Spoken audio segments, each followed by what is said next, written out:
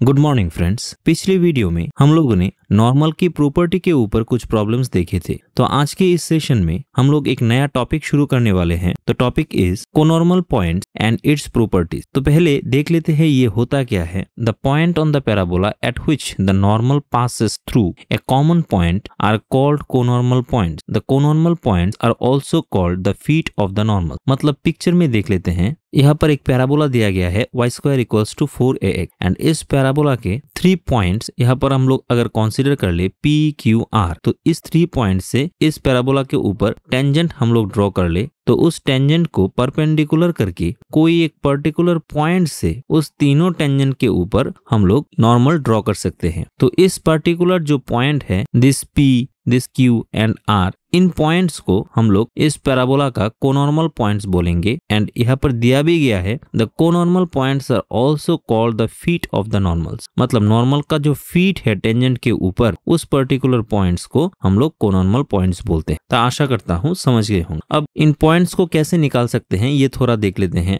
यहाँ पर दिया गया है equation of normal to the parabola y² = 4x at point P80², 280 is y + tx + 280 + 80³ ये हम लोगों ने नॉर्मल के डेफिनेशन से लिया है। अगर आप लोग ये सेशन नहीं देखे तो लिंक को प्रेस करके वो सेशन देख सकते हैं। तो मान लेते हैं ये तीनों नॉर्मल इस पर्टिकुलर पॉइंट T से ओरिजिनेट हुआ है एंड सिंस ये T पॉइंट इन तीनों नॉर्मल के ऊपर सिचुएटेड है तो इस T पॉइंट का जो कोऑर्डिनेट है ये मस्ट भी इस इक्वेशन को, नॉर्मल की इक्वेशन को सेटिस्फाई करेगा। तो यहाँ से हम लोग लिख सकते हैं कि T का जो कोऑर्डिनेट है h, k, इसको हम लोग y की जगह एंड x की जगह बिठा देते हैं। y की जगह k = t, x की जगह h और इसको राइट हैंड साइड में लेकर माइनस एंड 280 + 80³ अब कैलकुलेशन करें तो 80³ = 2a - h को कॉमन लेकर t - k = 0। तो ये एक स्मॉल t का एक क्यूबिक इक्वेशन यहाँ पर क्रिएट हुआ। सिंस क्यूबिक इक्वेशन क्रिएट हुआ तो t का यहाँ पर मैक्सिमम 3 रूट हो सकता है। मान लेते हैं इस इक्वेशन में जो 3 डिस्टिंक्ट रियल रूट है वो है t1, t2 and t3।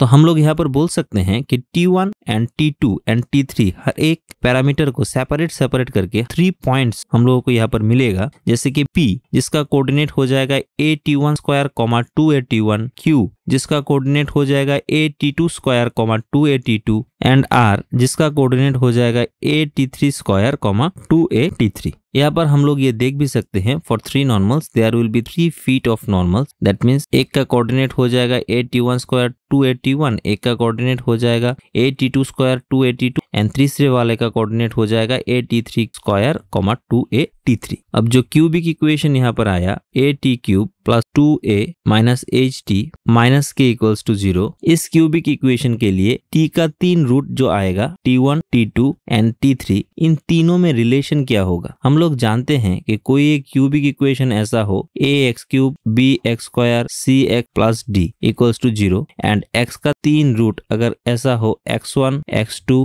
x3, तो यहाँ से हम लोग लिख सकते हैं x1 + x2 + x3 = -b/a। Then x1 x2 + x2 x3 + x3 x1 = c/a and x1 x2 x3 = d/a।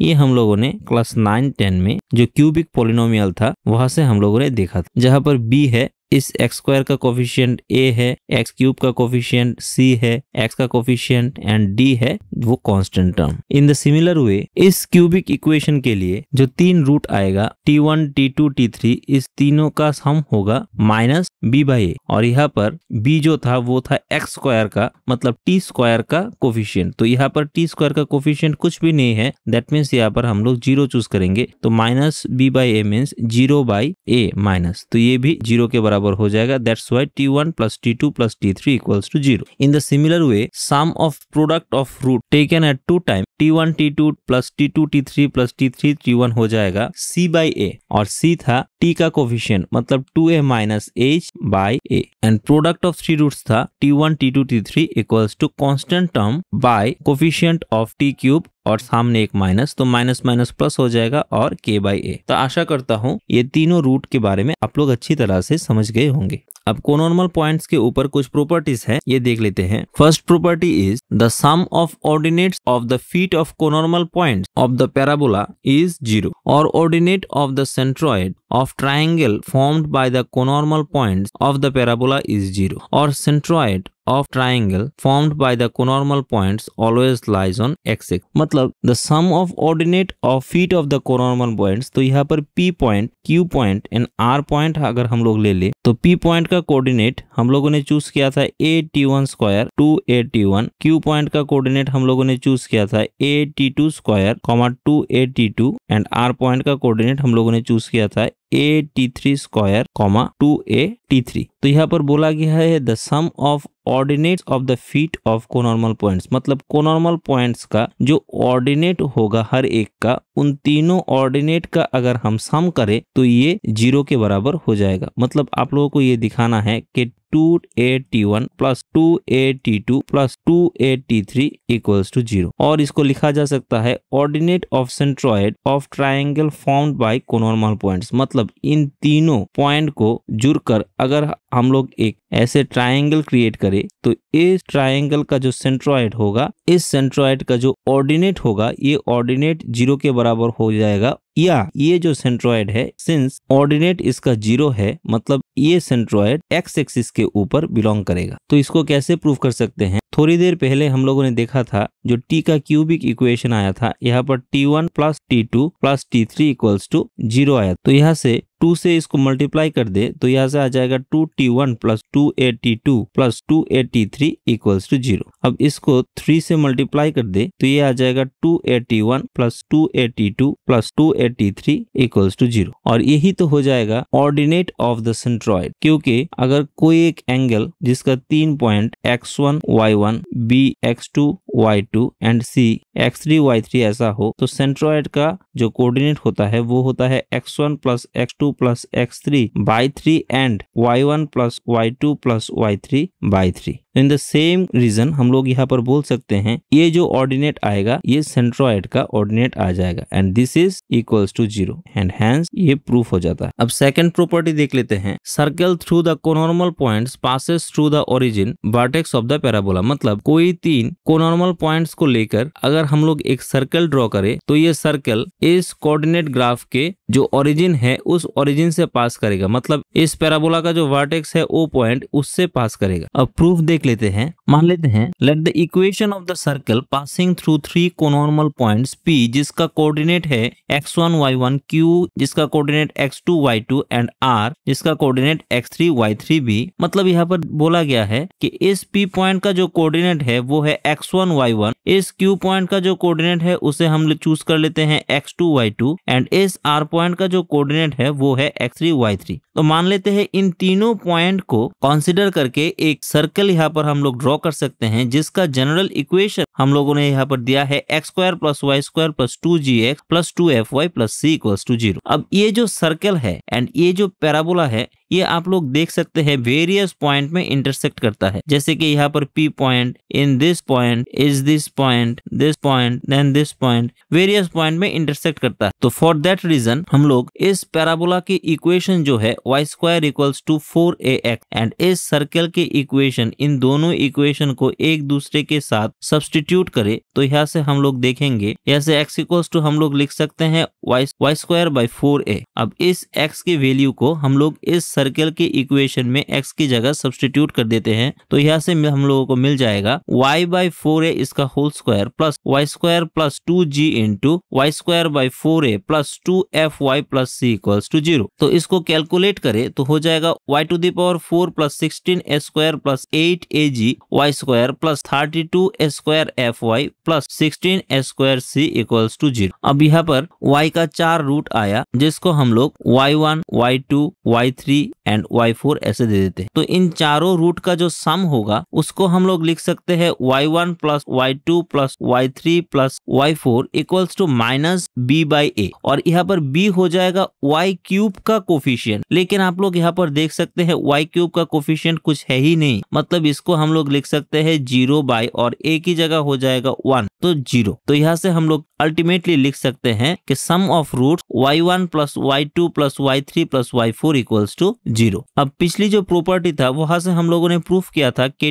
2at1 plus 2at2 plus 2at3 equals to 0। ये तो था पैरामेट्रिक फॉर्म में कोई एक पॉइंट का कोऑर्डिनेट, और हम लोगों ने यहाँ पर जो कोऑर्डिनेट लिखा वो पॉइंट फॉर्म में लिखा। तो इसको हम लोग y1, इसको हम लोग y2 और इसको हम लोग y3 कंसीडर कर सकते हैं। तो यहाँ से हम लोगों को मिल जाएगा y1 plus y2 plus y3 equals to 0। तो यही हम लोगों ने लिखा फ्रॉम इक्वेशन ए, जो पिछले वाले प्रॉपर्टी में था वहां से हम लोगों ने एस्टेब्लिश किया था y1 plus y2 plus y3 equals to 0, और यहाँ पर आया प्लस y4 0। तो इस y1 plus y2 plus y3 की जगह हम लोग यहाँ से 0 को पुट कर दे तो यहाँ से अल्टीमेटली आ जाएगा y4 equals to 0 and x4 equals to 0। मतलब यहाँ से हम लोग बोल सकते हैं the fourth point where the circle meets the parabola at 0 0। मतलब इस फोर्थ पॉइंट जहाँ पर ये सर्कल एंड पैराबोला एक दूसरे के साथ मीट करता है वो 0 0 है, मतलब ओरिजिन है, मतलब वर्टेक्स ऑफ द पैराबोला है, which is vertex of the parabola. तो सिंस ये जो 0 0 पॉइंट है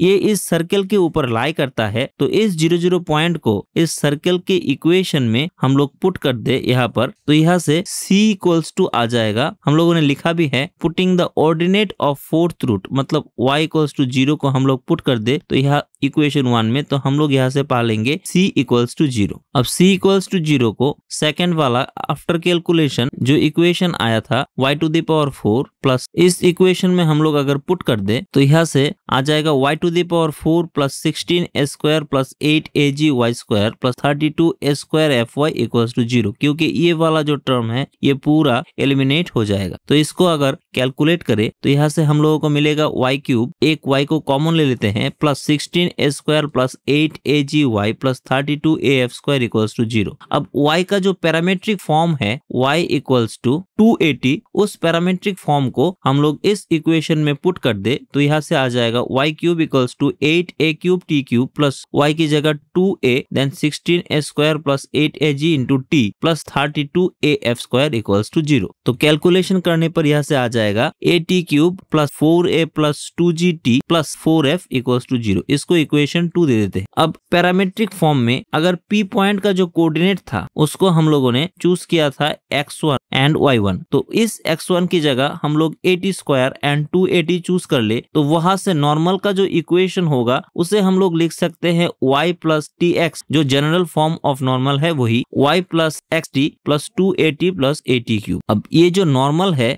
ये नॉर्मल हम लोग पिक्चर से देख सकते हैं कि ये कैपिटल T जिसका कोऑर्डिनेट h के इस पॉइंट से पास करता है। तो सिंस ये पॉइंट इस नॉर्मल के ऊपर लाई करता है तो इस पॉइंट का जो कोऑर्डिनेट है ये मस्ट भी लाई करेगा इस इक्वेशन। देयरफॉर यहाँ पर h एंड k को x एंड y की जगह बिठा दे तो यहाँ पर हो जाएगा at cube plus 2a minus t minus k equals to 0। इसको दे देते हैं इक्वेशन 3। अब यहाँ पर आप लोग देख सकते हैं इस सर्कल के थ्रू हम लोगों ने एक नॉर्मल का इक्वेशन डिराइव किया है। कैसे समझेंगे ये नॉर्मल का इक्वेशन है, क्योंकि आप लोग देख सकते हैं ये भी एक क्यूबिक इक्वेशन है t का एंड ये भी एक क्यूबिक इक्वेशन है t। तो सिंस ये दोनों इक्वेशन एक दूसरे के साथ आइडेंटिकल है तो यहाँ से हम लोग कंपेयर करें एक दूसरे को तो हम लोग देखेंगे 4f बाई माइनस के इक्वल्स टू t का जो कोफिशिएंट है 4a plus 2g equals to यहाँ पर t का जो कोफिशिएंट है 2a माइनस h, और यहाँ पर at cube and at cube same है तो दैट्स वाई इक्वल्स टू 1। यहाँ से हम लोग देख सकते हैं कि 2y जो है वो माइनस 2a प्लस h के बराबर आता है एंड 2f जो है वो माइनस k बाई 2 के बराबर आ जाता है। तो सर्कल का जो जनरल इक्वेशन हम लोगों ने लिया था x स्क्वायर, वहां पर plus y square plus 2gx plus 2fy plus c equals to 0, इस जनरल इक्वेशन में हर एक वैल्यू को हम लोग अगर पुट कर दे तो इक्वेशन ऑफ जो सर्कल है जो इस तीनों कोनॉर्मल पॉइंट को अपने बाउंड्री रीजन में कंटेन करता है उसका जो इक्वेशन है उसको हम लोग पालेंगे। तो 2g की जगह पर यहाँ पर 2g हो जाएगा, तो 2g की जगह पर है minus 2a plus h, 2f की जगह पर है minus k by 2 and c equals to 0 है। If we put all the values in the respective equation this one then the equation of the circle is x square plus y square minus 2a plus hx minus k by 2y equals to 0 and hence the equation of the circle. तो ऐसे करके हम लोग ने आज कोनॉर्मल points इसके ऊपर जो प्रॉपर्टीज थे उसके बारे में डिस्कस किया। नेक्स्ट डे इसके ऊपर कुछ प्रॉब्लम्स देख के हम लोग एक और नया टॉपिक शुरू करेंगे। अगर वीडियो अच्छा लगे तो लाइक एंड सब्सक्राइब कर सकते हैं। Thank you, good bye.